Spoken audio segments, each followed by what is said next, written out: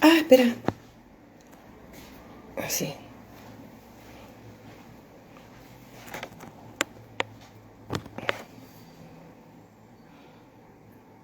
Estamos revisando más seguidores que se unan al video. ¿Te uniste vos?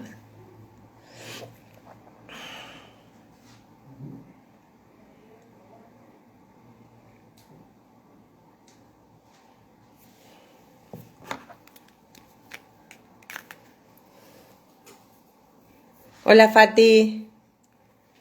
Hola Eli. Acá estamos esperando que se vayan sumando para este vivo que vamos a tener con Francisco Neto. Hola Nico. Qué bueno que se vayan sumando.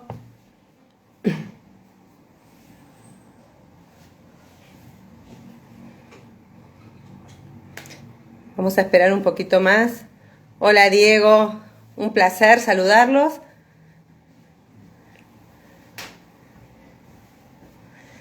A Cris también lo vamos a saludar. Gracias por sumarse. Vamos a esperar un poquitito para que se sigan sumando y ya vemos cuando entra Francisco.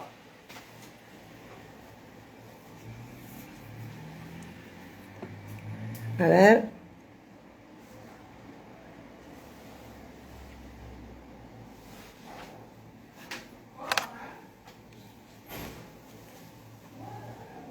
Ahí está Bernardo. Hola Bernardo. Hola Anto.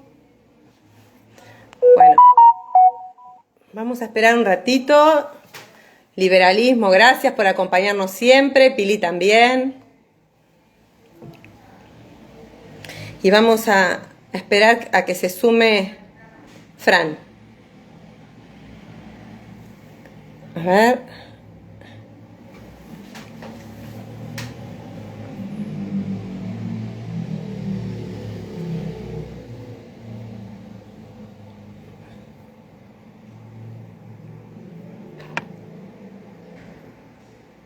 Lo pongo.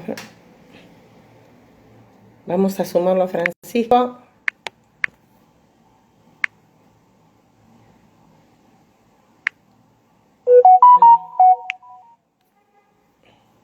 Ya lo voy a sumar a Francisco, a ver.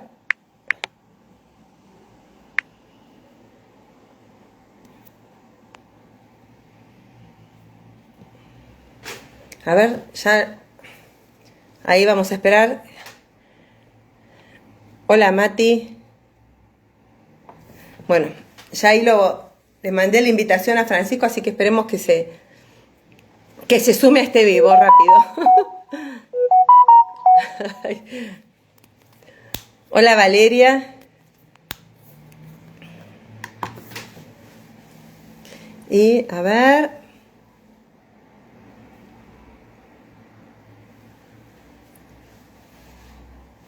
Vamos a esperar.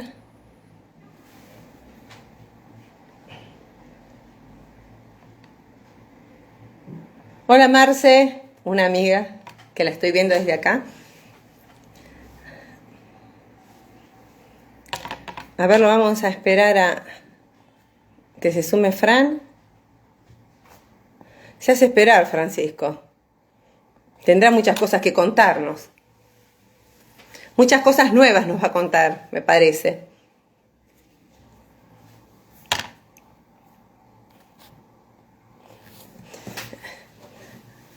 Ahí está. Me mandó un mensaje. A ver, Juan Pablo, hola. Bueno, estamos esperando a Francisco. Acá está. Ya está saludando Francisco, así que lo vamos a invitar. A ver. Estoy esperando que lo encuentre. Oye. Acá. A ver, Fran. No, acá. Francisco. Ahí está. A ver si. Esperando a Fran. Hola, Francisco, por ¿Cómo fin. anda Cecilia? ¿Todo bien? No encontraba los auriculares. Muy bien, Si Nico. pongo la ¿Cómo pantalla, estás? A ver. ¿O me ven torcido? Medio torcido, Uy, no sé los chicos cómo te ven. Sí, seguramente. torcido. Así salís bien, Ah, ¿eh? bueno, perfecto, perfecto. No encontraba los auriculares, ese es el problema. Pero bueno, los aparecieron, así que bueno, más fácil. Sí. Bueno, estás disculpado, Francisco. Bueno, muchas gracias. No, escúchame, gracias a vos, gracias por No, prestarte a este vivo. por favor, un placer, al contrario. Bueno, la verdad que vos no necesitas mucha presentación, Francisco. Los chicos ya te conocen, pero sí voy a hacer hincapié porque hoy, viendo ahí el Instagram, me encontré ¿Mía? con una foto tuya, parece que es de esta mañana, y te vimos en una foto junto a Milei, junto a Esper, junto a no, a A Rosales, Rosales sí, y a Rosales y con Nahuel Sotelo. exactamente. ¿Qué están haciendo? Y Contame estamos, si metiste, a ver, no, la pregunta indicativa a dónde iba, sí, es verdad, sí, estamos empezando a trabajar un poco, a sumarnos a la gente de Expert. La verdad que mi deseo por ahí sería que haya un sector, no sé si llamarlo liberal, porque quiero agrupar también a los conservadores, que es un sector de derecha perfecto. más unido. Yo lo que creo es que son más las coincidencias que las diferencias en la derecha, y que las diferencias estaría muy bueno discutirlas adentro del Congreso o desde el poder, tal cual lo hace el peronismo, ¿no? Y bueno, y por eso ganan. Eh, pero bueno, evidentemente no todos lo ven igual, y en ese sentido me parece que, en mi opinión, la opinión, perdón, la postura o el cauce más firme y más parecido a lo que yo pienso globalmente, lo tienen la gente de Expert. Y globalmente digo porque también creo que piensan en un poco esto de la unión de la derecha, ¿no? Entonces, bueno, por eso Por es que supuesto. decidí empezar a tantear el terreno de un poco de la mano de ellos, y bueno, y ver que haya un ida y vuelta, a ver si... Es que hoy me preguntaban que si estaba definitivamente con Expert y demás. Digo, mira, si esto fuera una relación sentimental, te diría que estamos saliendo y ya con algo de exclusividad, con lo cual, como para explicarlo Claro. de modo tal que se entienda para todo el mundo.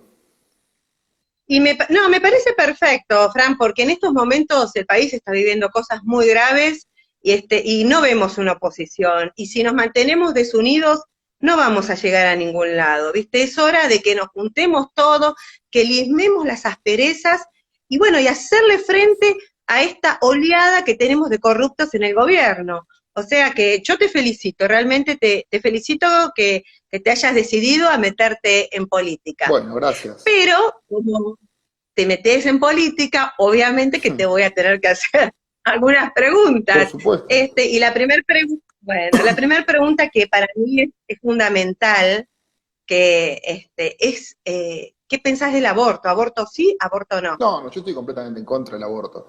Del aborto a demanda, ¿no? Realmente hay ciertas circunstancias que me parece que yo no sé si la palabra justificar, en las cuales podría tal vez ser procedente un aborto, como hay ciertas circunstancias en las cuales también podría ser procedente matar, pero estoy completamente en contra del aborto a demanda. O sea, no me parece que fuera un derecho, o sea, no surge de ningún lado que sea un derecho. Lo que pasa es que cuando se empiezan hay que tener mucho cuidado cuando se empiezan a inferir derechos implícitos de las convenciones de derechos humanos, porque se puede inferir cualquier cosa, y las convenciones de derechos humanos son como la Biblia, o sea, cada cual la puede agarrar para el lado que se le ocurre, y bueno, tenés los adventistas, los evangelistas, los cristianos, los del santo del séptimo día, no sé cuántos hay, y bueno, que son diferentes interpretaciones de un mismo libro. Y en ese sentido me parece que un poco se hace lo mismo con este derecho al aborto, o como el derecho a la protesta, por ejemplo, que no surge de ningún lado. Es una derivación de Tal una cual, derivación de una derivación. tal cual, tal cual. Y con respecto a la ideología de género, viste que lamentablemente hay una línea del gobierno y lamentablemente la están padeciendo los colegios, donde se da educación sexual con ideología de género, o sea que nos sacan a los padres la patria potestad para poder educar a nuestros hijos. ¿Qué pensás de todo este Lo tema? mismo, o sea, la ideología de género es una construcción, es algo que se inventó Yo creo que tiene un fin muy claro. A ver, tiene un fin de control de natalidad, porque va todo de la mano. Lo que pasa es que uno dice, es una teoría conspirativa. No, no es una teoría conspirativa, son inferencias que uno hace. O sea, una inferencia, el procedimiento lógico, a partir de lo cual se va de lo general a lo particular. Entonces, cuando uno empieza a Sí, ver todo lo que pasa, empieza a hacer inferencias. Y vos decís, bueno, por qué razón se promocionaría la ideología de género de la mano con el aborto? Bueno, es muy simple. A ver, si somos mañana somos todos homosexuales, la reproducción se va a complicar un poquito bastante. claro, tal cual. Y no solamente que se va a complicar, sino que además las clínicas de planificación familiar, como le llaman, bueno, van a tener mayores ganancias. Entonces, digamos, hay un lobby económico muy claro detrás y hay una cuestión de control de la natalidad muy clara. Sinceramente, me parece una locura. Si vos me preguntás a mí, y me preguntás y me apretás mucho, mucho, mucho, mucho, mucho, te voy a decir, mirá, si Sí, vos querés ser homosexual, sélo. O sea, de la puerta de tu casa para adentro no hay ningún problema. sí, Lo que sí. yo digo es, a ver, vos no podés andar haciendo gala de esa homosexualidad. A vos te molesta, me pregunta, pero ¿por qué te molesta que dos hombres se besen? Por la misma razón que me molesta ver una pareja heterosexual en la esquina haciendo lo que debería hacer entre cuatro paredes. O sea, Tal no cual. soy un moralista, no es nada por el estilo, es una cuestión de respeto hacia el prójimo. Vos tenés tu libertad, llega hasta donde llega la mía. Entonces, digamos, ya que, o llega hasta donde empieza la mía, ya que en el colegio se enseñe la posibilidad de que vos podrías no identificarte con el sexo con el que naciste, y ya me empieza a hacer un poco de ruido, porque es como que yo te diga, mirá, vos en realidad podrías perder una pierna durante tu vida, y tenés presente que por ahí está bueno perder una pierna, mirá que los rengos tienen cierta ventaja, compras una zapatilla de menos, o sea, entonces vos decís, bueno, ¿por qué esto? ¿No? Vos me decís, entonces estás comparando la homosexualidad con una enfermedad. Es que, a ver, no lo estoy comparando. En el DSM-5 estuvo la disforia de género como una enfermedad y la sacaron por presión del lobby homosexual en la reunión que hubo en San Francisco. O sea, hubo una irrupción Sí, violenta de un lobby homosexual para que lo saquen. Entonces, ¿qué quiero decir con esto? Digo, que yo tengo un problema con los homosexuales. No, no tengo ningún inconveniente con los homosexuales, ni con los heterosexuales, ni con los pansexuales, ni con los que se quieran percibir como se quieran percibir. Lo único que te pido es que no me impongas a mí percibirte como vos te querés percibir. A mí me encantaría percibirme perfecto. como estrella del Real Madrid, y la verdad que no lo soy. No puedo ir al presidente y decirle, che, al presidente del Real Madrid, che, mirá que me debes 10 millones de euros por año porque yo me autopercibo como estrella del Real Madrid. Es un absurdo. Tal cual, comparto al 100% eso, Francisco, estamos totalmente de acuerdo. Y bueno, ahora vamos a saltar un poquitito y te voy a meter un poco en el tema de la justicia, que bueno, vos siendo abogado penalista, me vas a poder aclarar algunas dudas que tengo. Sobre todo, que es lo que me extraña, que la Corte Suprema de Justicia todavía no se expide con el tema de los jueces Bertuzzi, Castelli y Bruglia, ¿no? Sí. Que tienen las causas de corrupción de la vicepresidenta de la Nación. ¿Por qué la Corte, siendo algo tan obvio, tan evidente que se puede expedir, no lo hace? Lo que pasa, ¿Será porque está politizando? lo que pasa es que, a ver, la justicia es un tema muy amplio. Yo voy a intentar eh, resumirlo lo más posible y perdonar que te rodeo la manzana con la pregunta, pero es que en realidad no hay una forma de dar una respuesta directa. A ver, la administración macrista con la justicia hizo un desastre tan o más grande que el que hizo la administración kirchnerista. O sea, Ah, mira no vos. cambió la cuestión. A ver, la forma en la que están designados Brugli y Bertuzzi, yo te voy a reconocer Sí, que no es la forma más ortodoxa de designar un juez. Y sobre sí, todo también Castelli. A ver, cuando. El tema empieza así. Querían convertir el TOC 9 en el TOF 9, o sea, un Tribunal Oral Criminal Ordinario 9 en el Tribunal Oral Federal 9. Entonces lo van a poner a sí, Castelli. Y ahí la Corte, en la acordada, si no recuerdo mal, es la 4 del 2000. Me puedo estar equivocando con los números, pero la idea es esta. En la acordada 4 del 2018, lo que dice es que no, que en realidad vos, para designar un juez en otro cargo, un cargo distinto al que sí. asumió, vos necesitas tener otra aprobación del Senado. Bueno, entonces, claro, porque lo querían pasar de ordinario a federal.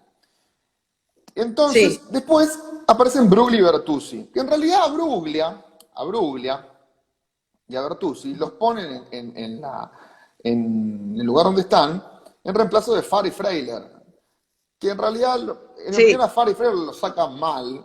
A ver, el fallo que los desplaza a ellos, el de Cristóbal López, es un fallo antipático, pero es un fallo correcto. No más que sea antipático, es un fallo correcto. Bueno, entonces cuando los van a poner a Bruglia y a Bertuzzi, dicen, che, pará, tenemos un problema. La Corte, el Consejo de la Magistratura dice, la Corte nos acaba de decir que hace falta un nuevo acuerdo del Senado. Entonces dice, bueno, ¿cómo solucionamos esto? Y bueno, pidámosle otra opinión a la Corte. Entonces la Corte empieza con los problemas de Argentina, que son sacar fallos con nombre y apellido. Esto fue una acordada, pero es muy común que acá hay un famoso chiste que dice que le preguntaron a un ingeniero cuánto es 2 más 2, el ingeniero hizo toda una serie de cálculos y dijo 4, le preguntaron a un matemático que hizo menos cálculos y dijo 4, y le preguntaron a un abogado y dijo cuánto quiere que sea. Entonces, bueno, acá el tema es que la Corte dictó una acordada con nombre y apellido, que en mi opinión es discutible si Bruglia y Bertuzzi pueden estar donde están y cómo están. Ahora, hasta acá todos me deben estar empezando a odiar un poquito. Pero ahora vamos a ir para el otro lado. dale. Lo cierto es que si bien podemos discutir si Bruglia y Bertuzzi están bien designados, o mal designados, lo que no podemos discutir es que un acto administrativo que está firme y que generó derechos subjetivos no Sí, puede ser revocado por la misma repartición administrativa que lo dictó. ¿Qué quiero decir esto? La cuestión es muy, esto lo dice el artículo 18 de la ley 19.549, de la ley de procedimiento administrativo. Entonces, la cuestión es muy clara. Es, mirá, a ver, ojo, esto lo dice Rosenkrantz cuando abre el recurso, que es, acá sí, no estamos discutiendo si estuvo mal o bien designado, sino si el Consejo Administrativo lo puede revocar. ¿Por qué no se expide la Corte? Porque en Argentina se ven los hechos, se mira el panorama, sí. se decide lo que conviene políticamente y después se ajusta el derecho.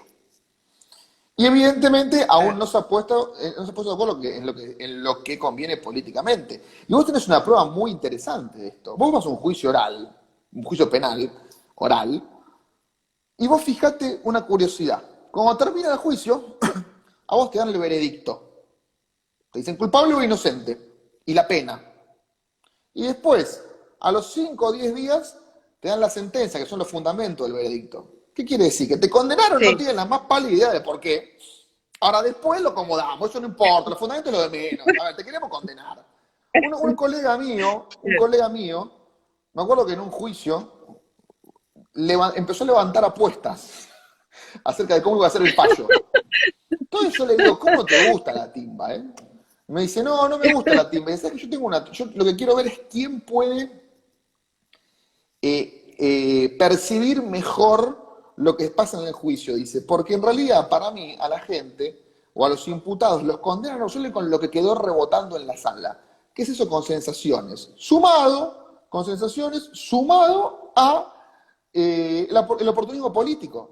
Entonces, a ver, si acá hacemos un análisis de derecho, no hay mucho que discutir. Es, a ver, Bruglia y Bertuzzi vuelvan a donde estaban, porque esto que se hizo no se puede hacer, sin perjuicio de lo cual el Estado, a través de la Procuración del Tesoro de la Nación, deberá iniciar la correspondiente acción de lesividad para controlar la forma en la que se hicieron los decretos. Ahora, este despelote, perdón la expresión, pero me salió del alma, No, no te preocupes. que tenemos ahora, se lo Sí, debemos a una administración deficiente del gobierno anterior. Lo cual no quiere decir que este sea mejor. claro. Lo que quiero decir, fue uno peor que el Está bien. otro. No, no, no, no. Quedó claro. Sí, sí, está perfecto, está claro. Yo te voy a decir algo. A mí estos tres jueces me hacen un poco de ruido. Y te voy a decir por qué. Porque cuando empezó todo su problema de persecución hacia ellos, uno dijo que era una vergüenza lo que estaba pasando, que era un atropello. Castelli habló que había que volver a la legalidad. Pero yo esos tres jueces me los encontré y juzgaron delitos de lesa humanidad, que yo los llamo los mal llamados delitos de lesa humanidad, porque en el momento de los hechos, cuando fueron juzgados, cuando estaban los militares, o sea, juzgaron a los militares en forma retroactiva, aplicando delitos de lesa humanidad que en el momento de los hechos no existían. Entonces, que estos mismos jueces hablen ahora de legalidad, la verdad que están bebiendo de su propia medicina, porque cuando les bajaron línea el poder político de turno del gobierno de Néstor Kirchner, y ellos eran jueces, para aplicar delitos de lesa humanidad, para violar la Constitución Nacional, no tuvieron problema. Y ahora que se los pretende, que se los quiere sacar, están hablando de legalidad. ¿Es así, no es así, o estoy equivocada? A ver, tenés toda la razón del mundo. Aparte, yo te voy a decir una cosa. Yo tuve el placer, y te voy a decir que era un placer, de litigar en la famosa Sala 1, que era la de Fara, Freire y Ballestero. De Fara, Freire y Ballestero vos podés decir cualquier cosa. Lo que no puedo decir es que no sabían. Eran tipos que sabían derecho, y yo te voy a decir que yo no creo que hayan sido corruptos en las causas que dicen que fueron corruptos. De hecho, a uno de ellos lo conozco bastante bien y no lo creo. Veo los fallos de esta gente, no tienen contenido. Realmente dicen lo que dicen porque se les ocurre. Pero aparte hay otro problema. Lo que vos dices es cierto, el juez federal es naturalmente oportunista. Hasta que eso no se acabe, eso... Lo que pasa es que es muy difícil acabarlo, porque a ver, vos tenés... uno de los mejores fallos de la Corte que vi fue el fallo Muiña. Ah, sí. El fallo Muiña sí, es brillante, aparte la Corte es muy clara. Dice, muchachos, cortémosla con la vuelta. El artículo 2 del Código Penal, perdón, del Código Procesal Penal, dice que si la ley, al momento de juzgarse el hecho, es más benigna que el momento de cometerse, se aplica la más benigna. Punto. Cuando la ley no ofrece dificultades interpretativas, no hay nada que interpretar. A los que me dicen que por la Convención de Palermo yo tengo perdón, por el Tratado de Roma, yo tengo que aplicarle, no puedo aplicar la ley más benigna porque es un delito de lesa humanidad. Mentira, porque el Tratado de Roma, cuando quiso quitar derechos a los acusados por lesa humanidad, se los quitó. Entonces no podemos hacer extensivo. El problema de lesa humanidad es que lo que yo te digo, muchacho, esta gente hay que condenarlo. Esta gente hay que condenarlo, claro, como sea. Es un tema político. Para mí, todos estos juicios son un tema político. Imagínate que solamente se los está juzgando y condenando a los militares, y el terrorismo, todos los terroristas están impunes, ocupando cargos en el gobierno, en los medios de comunicación. O sea, que hay una injusticia, no existe la igualdad ante la ley acá en Argentina. Por supuesto que no. A ver, la igualdad ante la ley en Argentina es una mentira, sobre todo desde que la Corte Interamericana, yo la Corte Interamericana la cito mucho, porque tiene fallos muy buenos, pero también no podemos pasar por alto que la Corte Interamericana es un tribunal político, y que la Corte Interamericana, mientras que al pueblo uruguayo le dijo no son aceptables las leyes de lo que acá sería obediencia de vida y punto final, porque los delitos de lesa humanidad y de terrorismo tienen que ser perseguidos, en Colombia no dice nada cuando hacen un tratado de paz con la FARC. Y pasan por alto, que los procesos de paz más exitosos fueron aquellos en los que no hubo juicio y castigo. Te pongo el caso de Sudáfrica y te pongo el caso de Colombia. Claro. Entonces, tal cual. La Corte Interamericana también tiene sus bemoles. Y en el caso de los militares, la Corte Interamericana, perdón, no, estoy hablando de otra cosa, está hablando, en el caso de los grupos de los vulnerables, la Corte Interamericana crea este concepto de grupo vulnerable. Entonces, se habla, en general, la Corte Interamericana define como vulnerable a grupos históricamente perseguidos. Y, por tanto, se le aplica una especie de castigo, o una especie se relajan las garantías con los persecutores. Ahora, a la Corte Interamericana hay una cosa que yo ya la dije en varios casos de género, porque la Corte Interamericana habla de los casos, la vulnerabilidad de las mujeres y de las minorías sexuales. Y yo siempre dije lo mismo, y lo dije en varios juicios. No hay persona más vulnerable, no hay grupo más vulnerable que el imputado en el proceso penal. Porque el imputado y su abogado resisten el avance de un aparato de represión estatal legitimado, que es el sistema penal.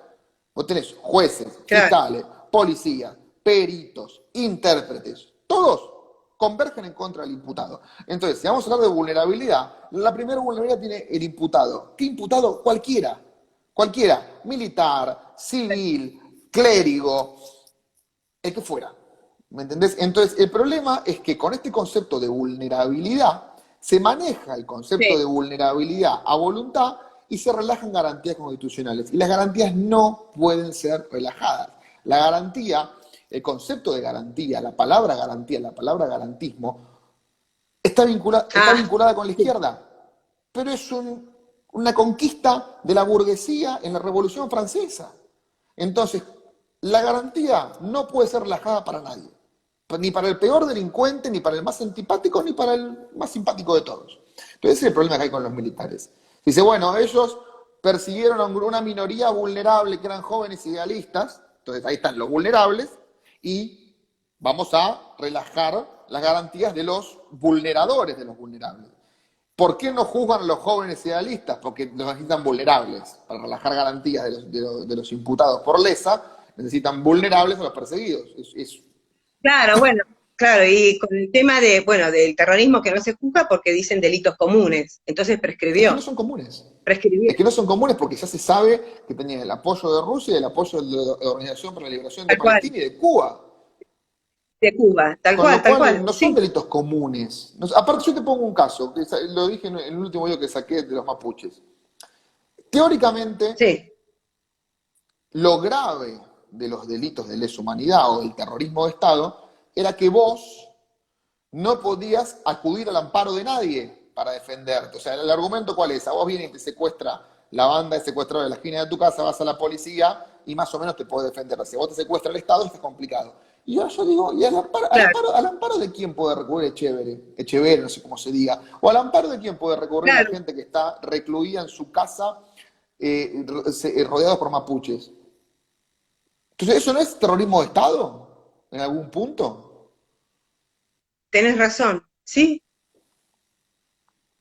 sí, sí, sí, me dejaste pensando, pero es verdad, ¿Y quién es puede recurrir a verdad, nadie? tal cual, De hecho, abiertamente, el fiscal del Follén, creo que es en Río Negro, dijo, no puedo hacer nada. Oiga, señor fiscal, está en flagrancia. O sea, no es que, porque a ver, se está hablando de garantías, yo soy el más respetuoso de la garantía de inocencia. Ahora, si tenés el claro, delito... yo te iba a preguntar eso, porque yo te escuché decir a vos, no me acuerdo si acá una vez que tuvimos una reunión, que eras Sí. garantista. Y para algunos es medio mala palabra, ¿viste? Porque decís, bueno, estos quieren los ladrones todos libres. No, ¿Qué hay? ¿Un garantismo bueno, uno malo? ¿Qué es el garantismo? O sea, ¿cuál? no, a ver, hay una confusión entre garantismo y abolicionismo, y también hay una confusión con el abolicionismo en sí mismo, porque se piensa que, a ver, ninguna corriente de pensamiento penal dice dejemos a Sí, todos los delincuentes libres, porque eso es la negación del derecho penal. Entonces ninguna corriente de pensamiento penal dice eso. Algunas corrientes de pensamiento criminológico, sobre todo la criminología crítica de Barata y de todo ese grupo de personas, sí son un poco, coquetean más con esa idea del delincuente como una víctima de las circunstancias. Pero eso es criminología, eso no es derecho penal. Vamos a hablar de garantismo, no quiero hablar de abolicionismo porque podemos estar horas. Pero el garantismo sí, básicamente es que a una persona que está en conflicto con la ley penal se le respete todo lo que la Constitución dice que se le tiene que respetar. Un poquito más amplio, el garantismo sí, en términos políticos es que hay ciertos límites que el Estado no puede trasvasar. Si el Estado los trasvasa, está violando una garantía y eso es insanablemente nulo y, por supuesto, grave. Después, ahí es donde empiezan a aparecer los grises, porque te dice, bueno, entonces, a ver, si el Estado tenía el deber de darle a mi cliente una vivienda y el Estado no le dio a mi cliente una vivienda, violó la garantía del derecho a la vivienda, por tanto ahora no lo podría perseguir penalmente. Es una deformación del garantismo. El garantismo original es que hay ciertos límites que no se pueden pasar y todos los que me están escuchando, yo les puedo asegurar que son garantistas. ¿Sabes por qué? Porque todos respetan la propiedad privada, que es una garantía constitucional. claro, Entonces, es tan simple como claro. eso. Eso es garantismo. Después podemos discutir y empezar a deformarlo hacia un lado o hacia el otro y poder hacer más hacia la izquierda o más hacia la derecha. Pero el concepto de garantismo es eso es ser garantista. Hay un libro muy interesante de Alejandro Carrió que que se llama Sí, Garantías por Alejandro Carrió. Ojo, estoy hablando de Alejandro Carrió, que es el abogado de Brulli y Bertuzzi. Y fue abogado de Clarín, o sea, no estoy hablando de Grabois. Alejandro Carrió. sí, Eh, que habla, se llama Garantías Constitucionales en el Proceso Penal, donde ahí se explica perfectamente cómo funcionan las garantías. Y vos fijate, y con esto cierro, ¿no? Vos fijate que la garantía, sí. justamente, lo que hace es achicar el Estado. Busca que el Estado tenga límites, que es lo que caracteriza, en general, a las ideas más liberales. Claro. Muy claro, tal Podemos cual. profundizar y si en un punto se pone gris. Pero eso es la garantía. Sí, sí, sí. Está bien, perfecto, muy claro lo dejaste. Y mira, ahora volviendo un poquito al tema de los mapuches, que es un tema que nos preocupa a todos, ¿entendés? Por la impunidad que tienen, que están teniendo, ¿no? Con la toma de terrenos. Pero lo que más me sorprendió, los otros días vi un video de un matrimonio pidiendo ayuda porque estaban secuestrados por los mapuches.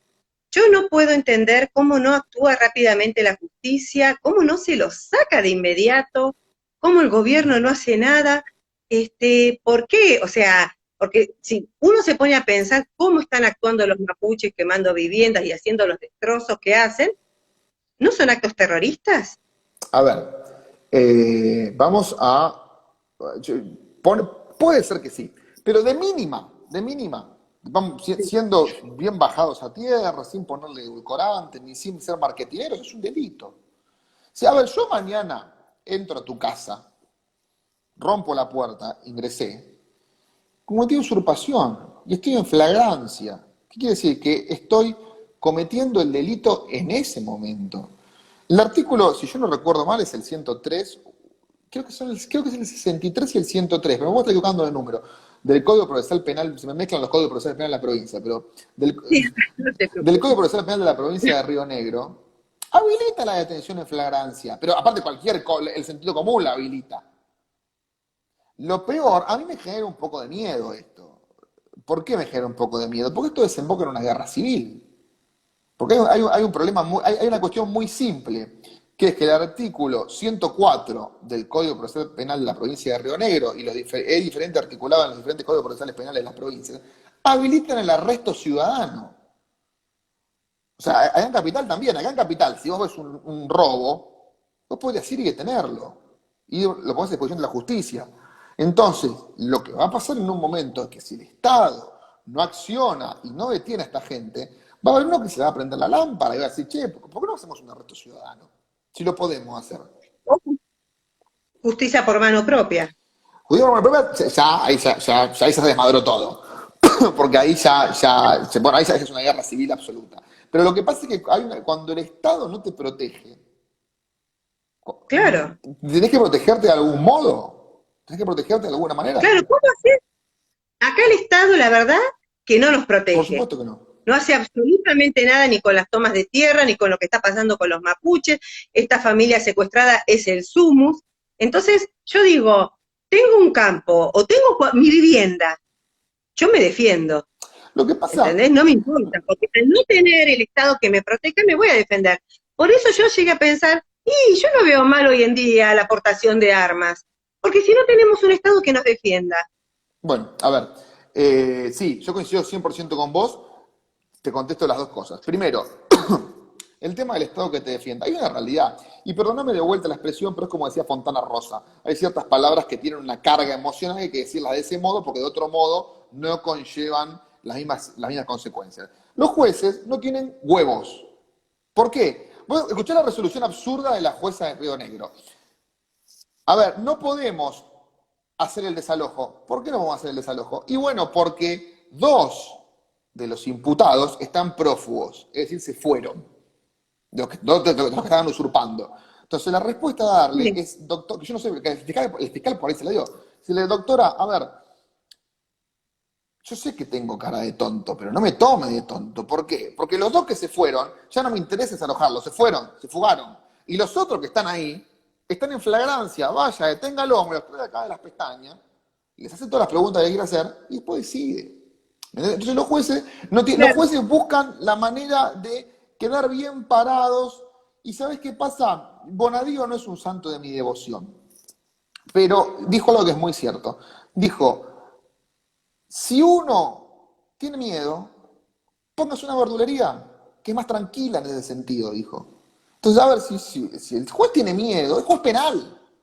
Sí, va a tener conflictos, va a inventar a gente complicada. Entonces, si tenés miedo, te puedes dedicar a otra cosa, o incluso a otro fuero, más tranquilo. Y después, Y bueno, sí, y después la aportación de armas. A ver, la aportación de sí, armas es algo muy simple. La aportación de armas es un derecho que emerge del derecho de propiedad, del derecho a la vida, del derecho a la salud y del derecho a la integridad física. ¿Por qué? Porque no tendría sentido el derecho de propiedad si el otro no tiene la obligación de respetarla.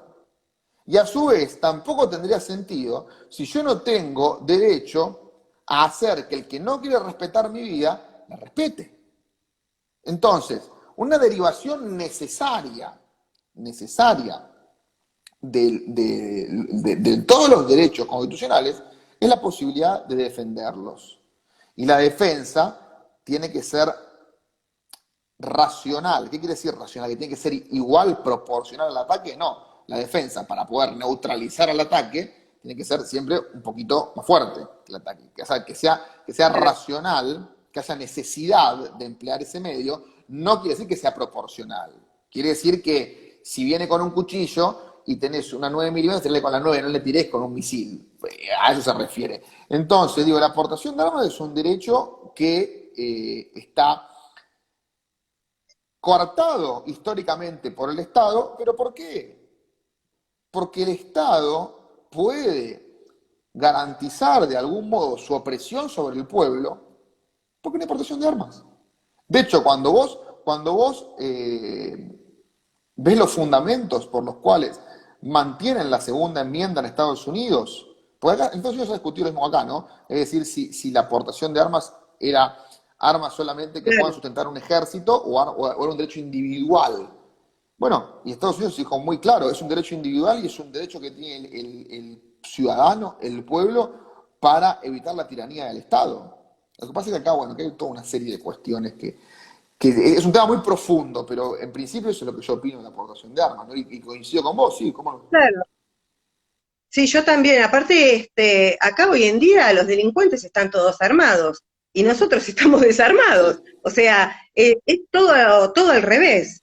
Pero bueno, yo me quedé también pensando, viste, en el tema de la justicia. A mí es algo que me hace mucho ruido también el tema de los jueces, cómo no se ajustan a derecho, a qué le tienen miedo de hacer aplicar la ley. Yo digo, o son jueces que les pueden sacar un carpetazo, o le tienen miedo a los organismos de derechos humanos. Mm. Mirá, no, mira los... Yo te digo porque Sí, yo estuve con varios jueces, perdóname, con varios jueces federales y a mí me reconocieron puertas adentro cómo se violaba la ley con los delitos de lesa humanidad. Entonces, yo a un juez le dije, mire, doctor, y si usted no aplica la ley, ¿cómo vamos a hacer nosotros? O sea, estamos perdidos con ustedes. sí, Me tocó, viste, muy de cerca, por eso es mi indignación con la justicia que lamentablemente estamos padeciendo. sí. Mira, miedo a los organismos de derechos humanos no le tienen. Y te digo por qué, te digo porque yo tengo causas, eh, por ejemplo, tengo una causa en Río Cuarto de unos detenidos, unos imputados por lavado de dinero, que están detenidos. Uno se contagió coronavirus, lo llevaron a una carpa sanitaria que teóricamente el servicio penitenciario informaba que era el Sheraton. Y este chico me decía, mirá, el agua para bañarnos se calienta con una resistencia eléctrica y la resistencia eléctrica hace masa contra la rejilla de la ducha, con lo cual ni bien rozar la rejilla te mete una patada y se corta toda la luz. Bueno, le planteamos 200 veces esto y el juez dice, no, porque están bien, porque el servicio... Entonces, no es eso. Eh, a ver, el juez es oportunista y el juez falla. Hay una falsa concepción del juez, que es que el juez es un técnico que aplica el derecho. Sí, hay algunos que sí, yo conozco algunos que sí. Otros no, otros fallan como Doña Rosa. ¿En qué sentido? ¿A qué me refiero como Doña Rosa? Vienen y le dicen, escuchame una cosa, Juan Pérez mató a uno en un accidente de tránsito. ¿Cómo que lo mató? Sí, venía a 160 y lo mató. ¿Y por dónde venía a 160? Y venía a 160 por Figueroa de Corta. Y este pibe que a los 20 años. O Si no, bueno, pará porque es un culposo. O sea, no le puedo dar 20 años. No, pero no puede ser. A ver, hay que encontrar una forma de darle 20 años, porque, a ver, mató a uno. Sí, doctor, pero no lo mató. A ver, tenemos que hacer una más allá de que la muerte es la muerte, y más allá de que nos puede resultar a todos doloroso, tenemos que abstraernos emocionalmente y decir, a ver, no puedo darle la misma pena a una persona que mata porque es un imprudente, porque es un negligente, porque es un imbécil, que a uno que mata porque quiere matar. O sea, tiene que haber una... Por ahí podemos discutir que de 1 a 5 es poco.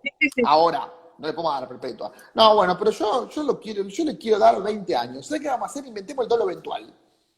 Entonces, ¿cómo el dolo eventual? Y sí, porque él se representó. Entonces, ¿qué pasa? El juez pasa como Doña Rosa. ¿Me entendés? Cuando que debería fallar conforme a lo que dice el derecho. Y si lo que dice el derecho no le gusta, dejarlo sentado en el fallo. Decir, mirá, para mí esto está mal. Que, de hecho, ¿eso sabes dónde pasó? En el fallo Tiraboschi. El famoso fallo de la luz apagada. Bueno, Sí, el fallo de la luz apagada, lo que dice Elbert, que no lo dice Zaffaroni, lo dice Elbert, dice que la conducta no es tan grave con la luz apagada, dice porque le podría... dice, la nena no sabía lo que estaba haciendo. De haberlo sabido, le podría haber causado un daño más grave. O sea, psicológicamente era más grave que la nena supiera lo que realmente estaba haciendo, que era una felatio, que pensara que estaba chupando un dedo. Dice, para mí, la verdad que la conducta es gravísima y yo le debería dar mucho más pena a la que le voy a dar. Dice, ahora, ¿cuál es? Esto lo dice Elbert, no Carlos Elbert. Ahora, dice, ¿cuál es el problema? Si yo a este tipo le doy los 4 años de máxima que tiene la conducta, ¿qué hago con el que comete la conducta de una forma más grave? Sería irrazonable. Dice, entonces yo le tengo que dar una pena un poquito menos que la más grave. Dice, y esto a mí no me contenta. En la ley, esto tiene que ser modificado. Sale el fallo, el famoso fallo Tiraboschi, y después se modifica el 119 del Código Penal y se incluye la felatio in ore como un supuesto de acceso carnal, es decir, del tercer párrafo, que ya tiene una pena de 6 a 20. Entonces, ¿qué pasa? El problema es un problema institucional y el problema es un problema cultural, en mi opinión, del pueblo argentino y que los jueces salen del pueblo. Es decir, yo juez tengo que aplicar la ley. Si la ley no me gusta, voy al Congreso y presento un proyecto. Y que la modifiquen después. Para decir, no me obliguen a hacer de vuelta lo que tuve que hacer, porque ustedes son todos unos legisladores inoperantes que no saben manejar la proporcionalidad de las penas. Pero el juez no puede legislar, porque si no se produce gravedad institucional. ¿Qué es el problema número 1 de Argentina? Yo apoyo a la policía, soy amigo de todos los policías de mi barrio. Ahora, por ahí un policía ve un robo y dice, ¿para qué lo voy a correr si el juez después lo larga? Y al juez le traen el del robo. Y el juez, por ahí le traen el detenido y dice, bueno, a ver, yo a este tipo le doy una probation, si tú en el servicio penitenciario después no se resocializa. Entonces, no, para cada uno cumpla su rol. Que de esa forma vamos a encontrar dónde está el error. ¿Me entendés? claro. Y Sí, hay que ir sí, sí, trabajando sí. sobre el error. Si la pena es leve, bueno, aplicala y salí a decir que la pena es leve. Lo que pasa es que es más fácil, quedás mejor con todo el mundo y te haces menos enemigos. Si aplicás la pena que se te ocurre, en lugar de aplicar la que corresponde, ir al Congreso y decir, vanga de vagos, a ver, actualicen este código. ¿Me entendés? Ese es el problema. El problema, mirá a dónde nos fuimos, ¿no? Pero Sí, sí, sí, para sí. resumirlo, el problema es institucional. El día que en Argentina funcionan las instituciones como tienen que funcionar, se soluciona. El problema de la justicia se soluciona. Después lo demás veremos. Tal cual, y que haya independencia de Pues eso, poderes y obvio, todo eso eso. olvidate, eso olvidate. Porque hoy en día nada, eso no existe. No, Y bueno, mira, no, cambiándote un poco el tema y metiéndonos un poquito en estas ola feminista que estamos padeciendo. Por un lado, yo no me considero las feministas de los pañuelitos verdes, no me considero. ¿Vos no creés que el hombre lleva muchas cosas que perder? ¿Que el hombre está en desventaja hoy en día con respecto a la por mujer? supuesto. A ver, vamos de vuelta con los grupos vulnerables. Sí. Eh, te pongo un caso, otro caso, perdón que te cito casos continuamente, lo que pasa es que es lo que hago. A ver, un Sí, caso sí. que yo tuve. Me llama un hombre por teléfono y me dice, Francisco, está mi mujer en mi casa, pateó la puerta, entró y cuando iba a seguir hablando se escucha un insulto irreproducible y se escucha un golpe, así. Y la mujer atiende el teléfono Me insulta de arriba abajo, bueno, me dijo de todo, corté. Esa conversación en ese momento, por una serie de circunstancias que yo estaba teniendo en mi vida, en ese momento yo grababa las conversaciones. Yo tenía grabada la conversación. Voy, lo presento en la justicia. Si eso hubiese sido un hombre que hacía eso, automáticamente estaba detenido. Para hacerte cuento corto, terminó con una probation. La pelamos la probation, pero bueno, la Cámara la confirmó. ¿Qué quiero decir? ¿Que está mal que le den una probation? No, no correspondía. Ahora también correspondía que se la den al hombre. Entonces, ¿qué pasa? En el caso de que hiciera lo mismo. Entonces, ¿qué pasa? Te dicen que hay violencia de género porque hay una relación desigual de poder entre hombres y mujeres basadas en factores históricos de desigualdad por una construcción social heteropatriarcal y machista. Todo es más o menos así es el speech. Bueno, puede que en algún momento haya habido una relación desigual de poder entre hombres y mujeres, no lo voy a negar, no voy a ser necio. Ahora, en la actualidad no la hay. O mejor dicho, la hay a favor de la mujer. Claro, sí, La hay tal a favor de la cual. mujer. O sea, es muy claro. Entonces, me parece un poco que ya se está pasando desde la igualdad hacia las prebendas de género.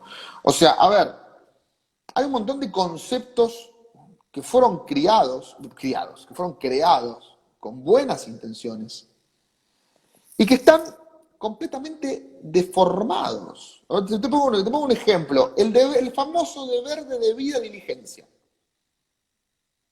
¿Qué Sí, es el deber de debida diligencia? Bueno, aparentemente el deber de debida diligencia es el deber que surge del artículo 7 de la Convención de Belén do Pará del Estado de investigar con la debida diligencia los delitos de violencia de género. Ahora yo te hago una pregunta.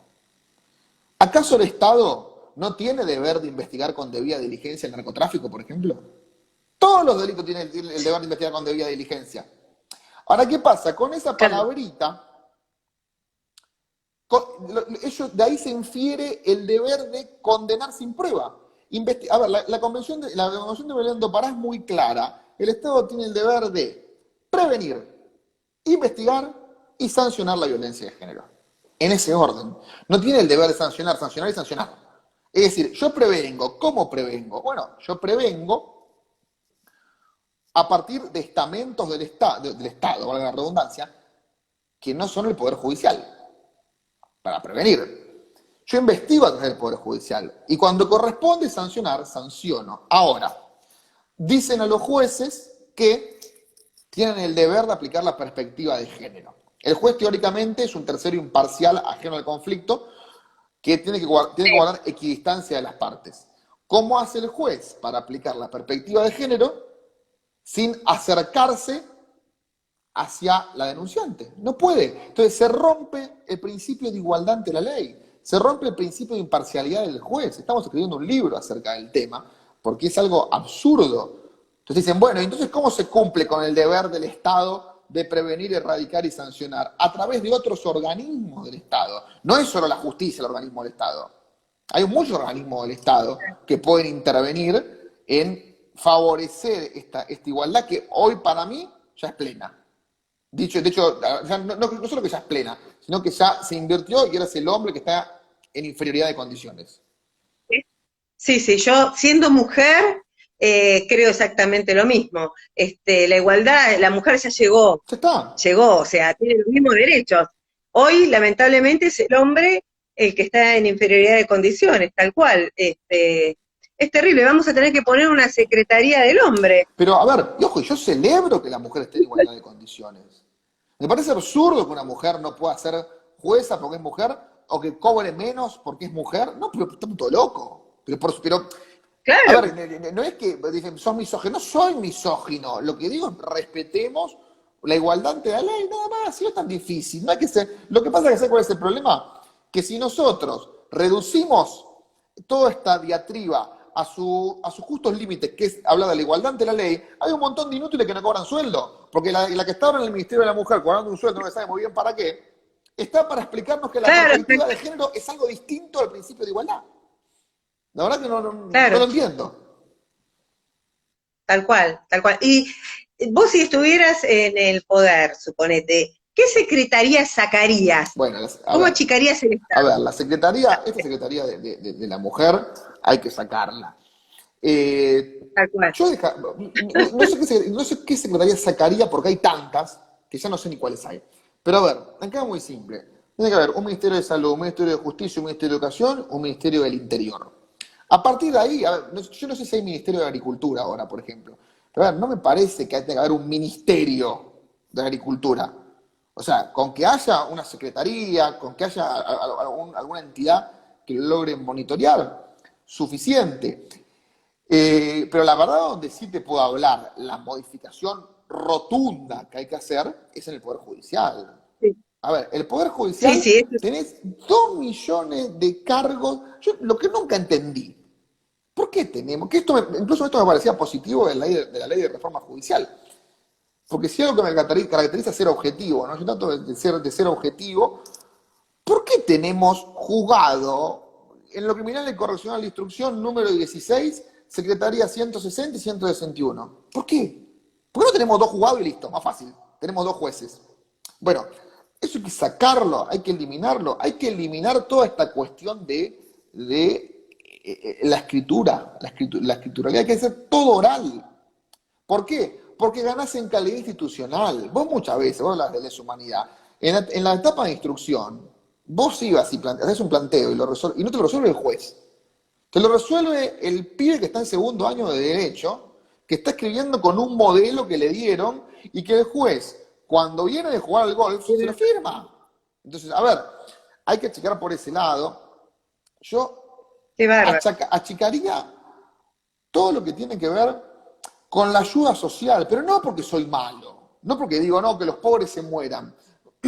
Porque si yo achico la ayuda social, achico la presión sobre el sector privado. Y yo no soy un gran economista, de hecho Claro, soy un pésimo economista, pero esto es sentido común. Achico la presión sobre el sector sí, privado. Si yo achico la presión sobre el sector privado, primero voy a tener mayor recaudación impositiva, porque si cobro menos impuestos, más lo van a pagar. O sea, la gente no es que no pague impuestos porque claro. no quiere, porque vos te puedes hacer millonario, no pagaste impuestos y no la podés gastar. Entonces, la gente que no paga impuestos es porque realmente es imposible hacerlo. Y fomentar de esa forma el crecimiento del sector privado y la generación de trabajo. Dicen, no, porque la patronal, ese término bien peroncho, la patronal lo que quiere hacer es explotar al trabajador. Mentira. Si yo pudiera tener a todos mis empleados circulando arriba de Es un Audi mentira, A5, tal cual. pero es que, a ver, al empleador le sirve el empleado contento. Si yo le pudiera dar un Audi A5 a cada miembro del estudio, se lo doy. Digo, muchacho, que quiera una casa en un country, yo también se las doy. No, no puedo, por supuesto. Si no sería Papá Noel y tendría la barba blanca. Pero la realidad es que nadie quiere un empleado triste. Entonces, el problema es Sí, que eso hay que empezar por achicar. Eso hay que empezar por achicar ya, ahora. tal cual, comparto con vos, sobre todo, viste, los subsidios y también los subsidios que estamos pagando, que lo estamos pagando todos nosotros, y más en este tiempo, con esta cuarentena, donde la economía se fue y no hay plata, ¿Sí? y nos siguen sacando de nuestros bolsillos para seguir manteniendo a la gente que no trabaja, y por otro lado, las grandes empresas están dejando el país, Bueno, y ni hablar se están de la yendo. inflación. Ni hablar de la inflación. Bueno, la inflación, A ver, hay una realidad. sí, Tu sueldo cada día vale menos. O sea, el sí, poder de compra de tu sueldo es cada día menor. Entonces, evidentemente, hay un problema estructural.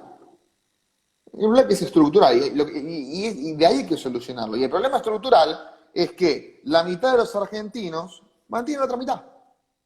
A ver, temas políticos. Por ejemplo, dicen, bueno, los sueldos de los políticos. A ver, yo no tengo problema, y esto lo aplico en el estudio, ¿no? O sea, en nuestro estudio jurídico. Yo no tengo problema en pagarte más, pero rendime. Si vos tenés un problema, que te sentís triste porque yo te pago poco, o sea que valés más, vení y decímelo, pero amigo, el político es lo mismo. Señor presidente, señor legislador, señor juez, yo no tengo problema en pagarle su sueldo con mis impuestos. Lo que le pido es que yo vea, que diga, che, ¿con qué gusto le voy a pagar? Es como las expensas.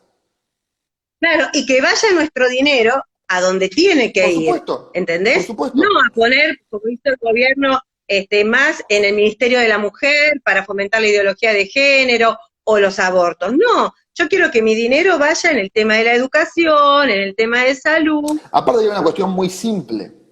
A ver, vos como gobierno no podés presentar un proyecto de ley, de presupuesto, por supuesto, buscando destinar una partida presupuestaria sobre una cuestión que todavía no es legal.